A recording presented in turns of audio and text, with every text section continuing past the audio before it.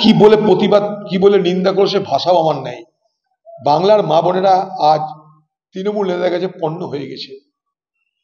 তাই তারা মনে করে চাকরির বিনিময়ে ধর্ষণ করা যায়, তারা মনে করে বিপদে ফেলে তাকে ভোগ করা যায়, মাইনে বন্ধ করে ভোগ করার চেষ্টা করা যায়।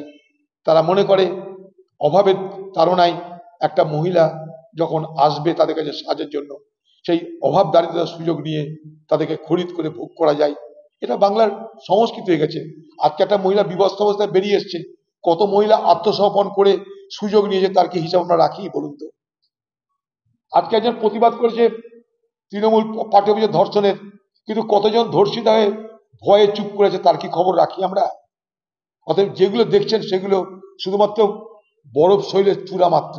এই বাংলায় আজ মা বোনেরা তৃণমূল দলের ভোগের বস্তু হয়েছে, তৃণমূল দলের ভোগের পণ্যে রূপান্তরিত হয়েছে, যখন পশ্চিমবঙ্গের মুখ্যমন্ত্রী নিজে একজন মহিলা।